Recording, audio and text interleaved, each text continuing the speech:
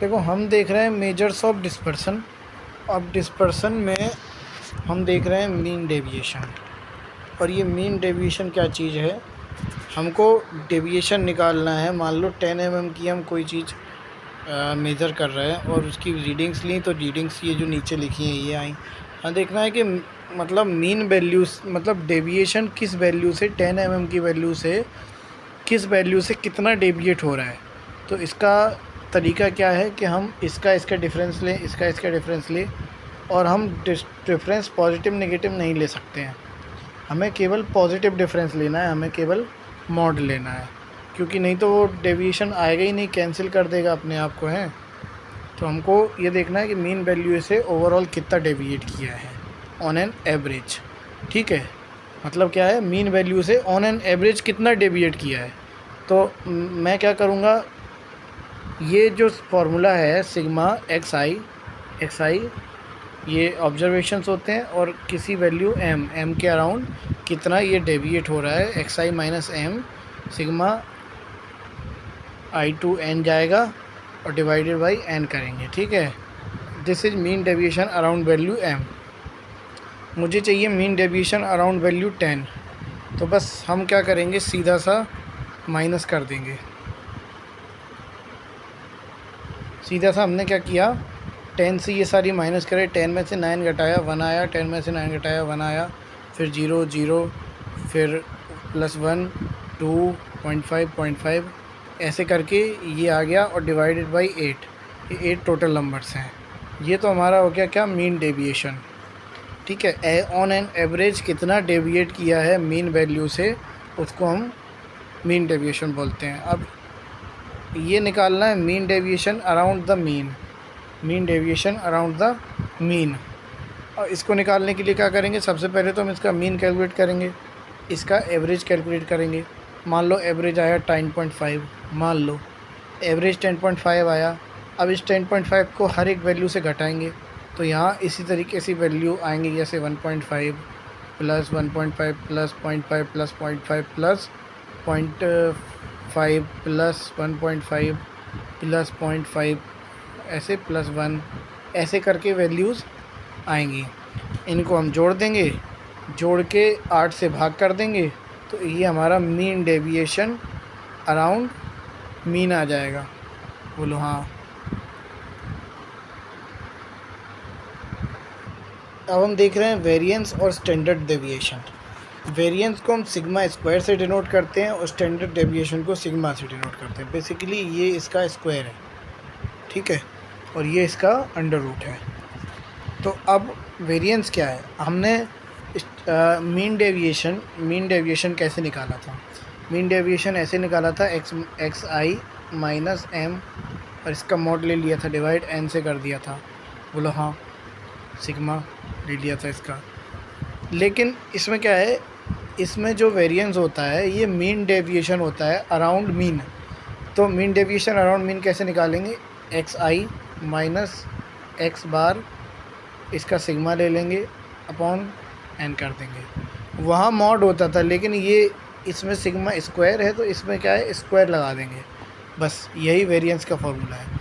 ये T1 के लिए है। T1 मतलब जो सिंपल डेटा सेट होता है, टेबल वगैरह होगी तो देखेंगे बाद में। अब अगर ये वैल्यू सिग्मा स्क्वायर निकाल लिया, ये वेरिएंस आ गया। यहाँ से स्टैंडर्ड डेविएशन चाहिए, तो ये पूरे का अंडर रूट लगा दो, तो ये स्टैंडर्ड डेविएशन आ गया। ठीक है, तो वेरिएंस क्या होगा, variance is mean deviation around mean, और उसका स्क्वायर नीचे कर देंगे n, और ये सिग्मा i से n तक। बोलो हाँ, सॉरी, ये सिग्मा i से n तक।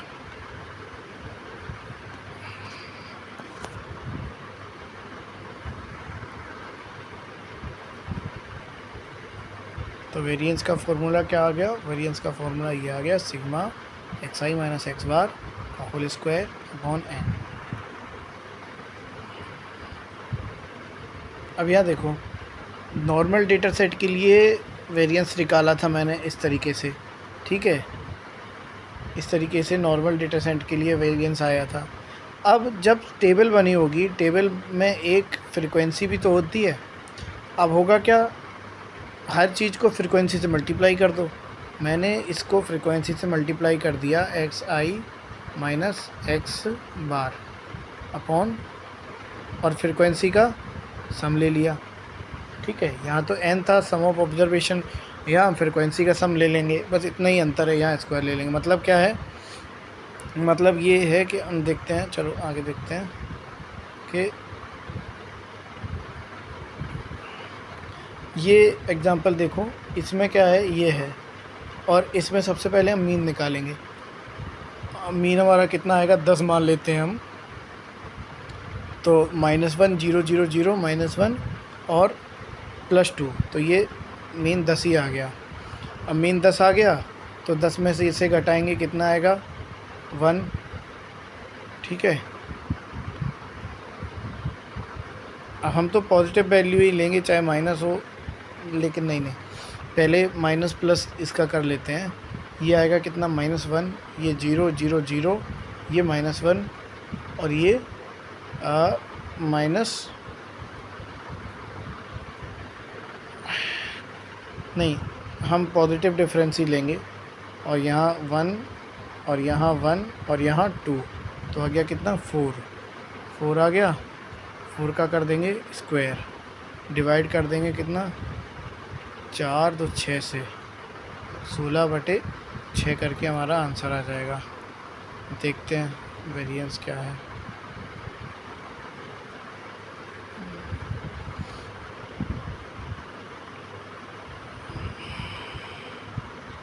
Oh shit shit shit shit shit shit shit, इस फॉर्मूले का मतलब ये नहीं है, सॉरी, जब मैं ये गलती, अभी ये गलती कर रहा हूँ, बाद में नहीं करना ये गलती। क्या, ये एक्स आई माइनस एक्स बार का होल स्क्वायर लिखा हुआ है, ये हर एक ऑपरेशन के लिए करना है होल स्क्वायर। जैसे मान लो हमारा मीन जो हो गया वो 10 आ गया, अब ये 10 में से हम माइनस करेंगे 9 को, तो कितना आ गया, 1, और 1 का स्क्वायर 1 लिख दिया।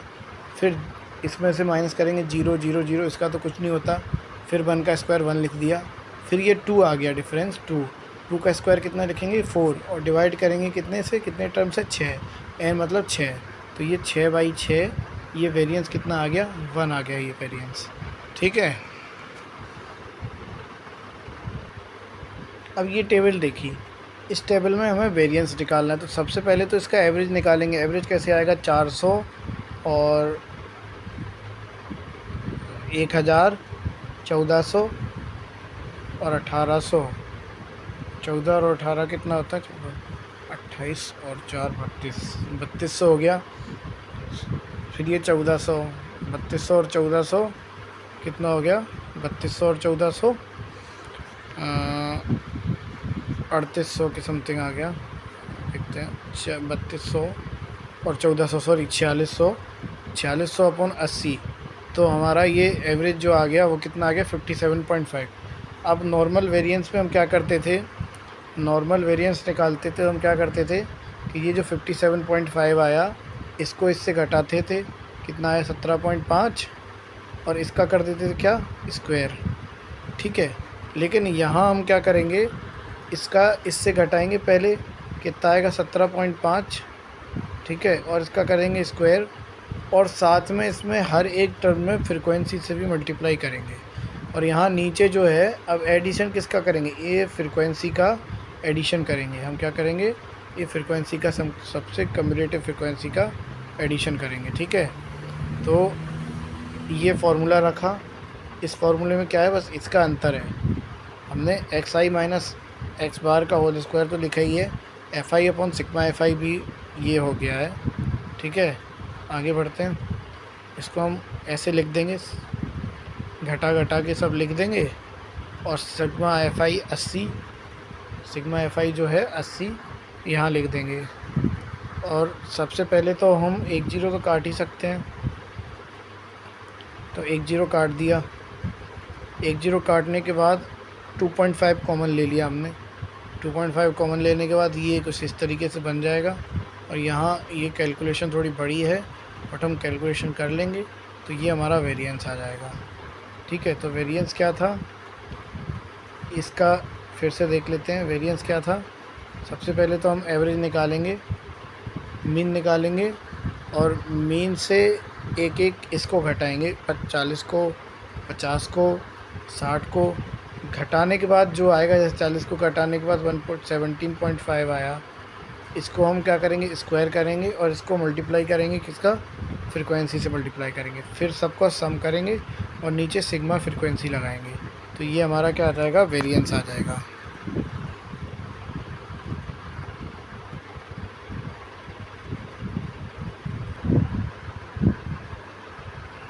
जैसे देखो, अब मान लो T3 है, T3 में हम क्या करते हैं, जैसे एक टेबल बनी हुई है, यहाँ कोई वैल्यू लिखी है 10 से मान लो 19 है, 20 से मान लो 29, ऐसे करके लिखी है 5, 10, ये फ्रिक्वेंसी लिखी है। तो सबसे पहले इसका मिड वैल्यू लेंगे, इसका मिड वैल्यू से कंपेयर करके मल्टीप्लाई कर करके हम सबसे पहले क्या निकालेंगे, एक्स बार मतलब मीडियन निकालेंगे, मीन निकालेंगे, और फिर मीन से डेविएशन निकालेंगे, और डेविएशन को स्क्वायर करके फ्रीक्वेंसी से मल्टीप्लाई करके सारे डेविएशंस को जोड़ देंगे और और डिवाइड कर देंगे किसी से।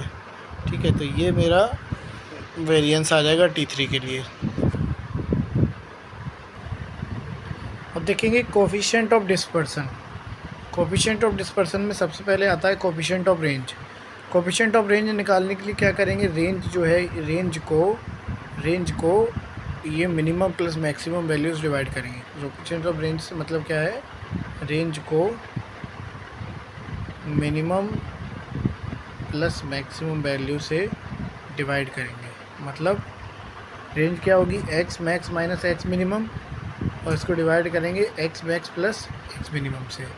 ये आ जाएगा हमारा कोफिशिएंट ऑफ रेंज। नेक्स्ट आता है हमें हमारा coefficient of standard deviation. Coefficient of standard deviation, ये कोफिशिएंट ऑफ स्टैंडर्ड डेविएशन क्या होता है, ये होता है सिग्मा अपॉन एक्स बार। सिग्मा की कैलकुलेशन में एक्स बार का बहुत काम है। जब इसको एक्स बार से ही, सिग्मा को एक्स बार से मतलब मीन से ही डिवाइड कर देंगे, तो ये आ जाता है कोफिशिएंट ऑफ स्टैंडर्ड डेविएशन। एक और है कोफिशिएंट ऑफ वेरिएशन। यहीं अगर हम कोफिशिएंट ऑफ वेरिएशन की बात करें, तो कोफिशिएंट ऑफ वेरिएशन क्या है कि जो कोफिशिएंट ऑफ स्टैंडर्ड डेविएशन है उसको 100 से मल्टीप्लाई कर दें तो कोफिशिएंट ऑफ वेरिएशन बन जाता है। मतलब सिग्मा, मतलब ये जो सिग्मा स्क्वायर नहीं, क्या, सिग्मा अपॉन मीन इंटू 100, तो ये हमारा कोफिशिएंट ऑफ वेरिएशन बन जाता है। मिसलेनियस रिज़ल्ट देखेंगे। सबसे पहला रिज़ल्ट ये है कि अगर मैं कोई डेटा सेट लेता हूँ, जैसे मैंने लिया 5, 6, 7 और 8 और 9, इसका जो क्या आया, ये आया 7 मीन, और मीन में से अगर हम ये घटा लें 7, 7, 7, 7, 7, इसमें से घटाएं तो यहाँ बनेगा माइनस, यहाँ बनेगा कितना, यहाँ बनेगा 2, मतलब इसमें से ये घटा रहे हैं हम। ठीक है, इसमें से 7, 7, 7, 7, 7, नहीं सॉरी, मतलब इसमें से 7 घटाएंगे तो कितना बचेगा, -2, यहाँ -1, यहाँ 0, यहाँ +1, यहाँ +2, ये कट जाएगा। इसका मतलब क्या है कि किस नंबर्स के डेटा सेट में हर नंबर को अगर मीन से सब्ट्रैक्ट कर दिया जाए फिर सिग्मा लिया जाए तो ये सब 0 आएगा। मतलब सबका sigma xi minus x bar is 0। अब देखने वाली बात ये है कि जैसे मान लो कोई टर्म है xi, अब मैं हर टर्म को अल्फ़ा से मल्टीप्लाई कर दूंगा तो क्या क्या चेंज आएगा, मीन में क्या जाएगा। हम जानते हैं मीन में तो मीन भी अल्फ़ा से मल्टीप्लाई हो जाएगा। ठीक है, अब मान लो हमने मीडियन पूरे डेटा को अल्फ़ा से मल्टीप्लाई कर दिया, तो मीडियन में क्या चेंज आएगा, मीडियन भी अल्फ़ा से चेंज हो जाएगा। मैंने कहा कि मीडियन के ये 1 2 3 4 5 6 7, मान लो इसका ये मीडियन है, ठीक है। मैंने कहा कि आखिरी 3 को मैंने अल्फ़ा से मल्टीप्लाई कर दिया, तो ये आखिरी 3 ही तो चेंज हुए, ये तो बीच का बीच में ही रहा ना, समझ रहे हो, क्योंकि ये असेंडिंग ऑर्डर में ऑलरेडी अरेंज्ड है। तो मीडियन में कोई फ़र्क नहीं पड़ता, जब तक मीडियन में पूरे में चेंज ना किया जाए तब तक मीडियन में कोई फ़र्क नहीं पड़ता। मीन में फ़र्क पड़ जाएगा अगर कुछ टर्म्स चेंज हो गए तो, ठीक है। ऐसे ही वेरिएंस पे क्या फ़र्क पड़ेगा, वेरिएंस में क्योंकि स्क्वायर्ड होता है वेरिएंस, तो यहाँ भी अल्फ़ा स्क्वायर हो जाएगा, alpha square sigma square multiply हो जाएगा। उसके बाद स्टैंडर्ड डेविएशन में क्या फ़र्क पड़ता है, अल्फ़ा से मल्टीप्लाई हो जाएगा स्टैंडर्ड डेविएशन। तो किसी अल्फ़ा को मल्टीप्लाई करने का ये कुछ इम्पैक्ट्स रहते हैं। अब देखते हैं, अब देखो मान लो मल्टीप्लाई करने की जगह कुछ बीटा मैंने ऐड कर दिया हर टर्म में, तो डेफिनेटली जो मीन है, मीन के हर टर्म में बीटा जुड़ जाएगा। लेकिन ये स्टैंडर्ड डेविएशन और वेरिएंस पे कोई फ़र्क नहीं पड़ने वाला है। क्यों नहीं पड़ने वाला है, क्योंकि वेरिएंस का फार्मूला देखो, वेरिएंस का फार्मूला क्या होता है, एक्स आई माइनस एक्स बार, ये होता है कि ना, ये आता है इसमें वेरिएंस के फार्मूले में। अब तुम ये देखो कि मैंने एक्स आई को लिख दिया एक्स आई प्लस बीटा, ठीक है, और एक्स बार माइनस एक्स बार प्लस बीटा। अब यहाँ सीधा सीधा दिख रहा है कि बीटा से बीटा कैंसिल हो रहा है, एक्स आई माइनस एक्स बार ही बच रहा है। इसका मतलब क्या है, वेरिएंस पे कोई फ़र्क नहीं पड़ने वाला है, कुछ जोड़ने का कुछ घटाने का, और कुछ जोड़ने का घटाने का सिग्मा स्टैंडर्ड डेविएशन पे भी कोई फ़र्क नहीं पड़ने वाला है। देखो अब ये याद रखना कि एक सिमेट्रिकल डिस्ट्रीब्यूशन में, ये सिमेट्रिकल डिस्ट्रीब्यूशन है, यहाँ पे ये जो मीन मीडियन मोड तीनों हैं, ये तीनों कोइंसाइड करते हैं एक के ऊपर एक। जैसे कि इक्विलेटरल ट्रायंगल में सर्कम सेंटर, ऑर्थो सेंटर, ये तीनों सेंटर्स कोइंसाइड करते हैं, वैसे ही एक सिमेट्रिकल डिस्ट्रीब्यूशन में ये मीन मीडियन मोड तीनों ये कोइंसाइड करते हैं, ठीक है। लेकिन अगर ये सिमेट्रिकल नहीं है तो इसको हम बोलेंगे मॉडरेटली स्क्रूड डिस्ट्रीब्यूशन बोलेंगे, अगर सिमेट्रिकल नहीं है। लेकिन अगर हल्का सा ही स्क्रूड है, बहुत ज़्यादा असिमेट्रिक डिस्ट्रीब्यूशन नहीं है, बहुत मॉडरेटली स्क्यूड डिस्ट्रीब्यूशन है, मॉडरेटली सिमेट्रिक डिस्ट्रीब्यूशन है, तो इसमें एक हम एम्पिरिकल फार्मूला यूज़ कर सकते हैं। एम्पिरिकल फार्मूला ऐसे याद रखेंगे, जैसे मान लो हम देखते हैं कि मीडियन जो सेंट्रॉइड है वो मीडियन से बनता है, सेंट्रॉइड, ऑर्थो सेंटर और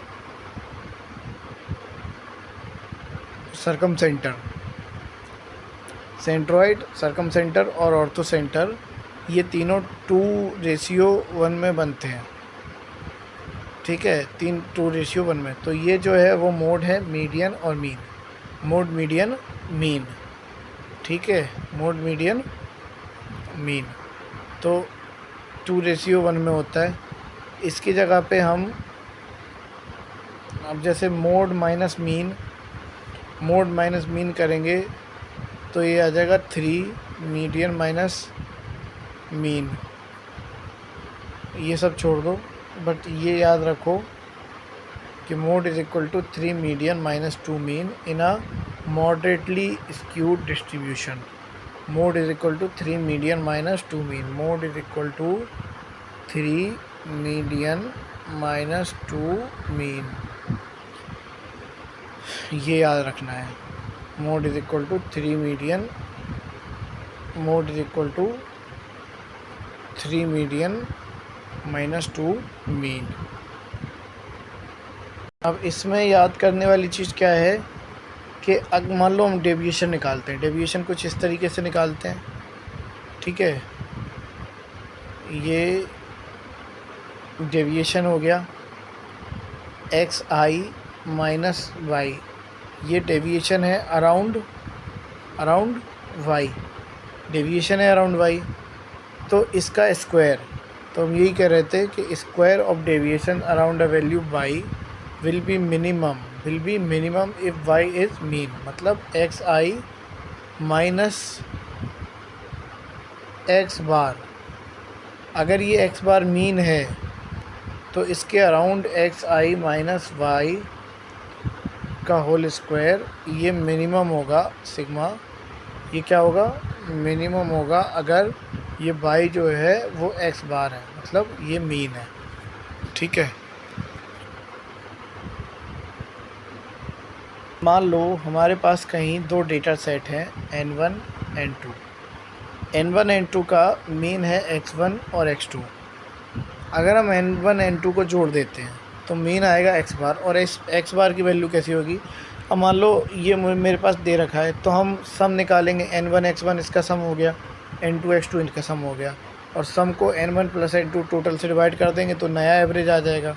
तो वही इसने किया है कि n1 x1 और n2 x2 upon n1 plus n2। तो यहाँ तो मीन आ गया। अब बात आई वेरिएंस की, तो वेरिएंस क्या होता है, वेरिएंस होता है, वेरिएंस का ये फार्मूला है, बहुत ही रेयर सा फार्मूला, याद रख लो, n1 इंटू सिग्मा 1 का स्क्वायर प्लस d1 का स्क्वायर। d1 क्या है, x1 माइनस एक्स, मतलब ये माइनस ये, और d2 क्या है, ये माइनस ये। ठीक है, तो ये है sigma square is equal to n1 sigma square plus d1 का square plus n2 sigma square plus d2 का square upon n1 plus n2।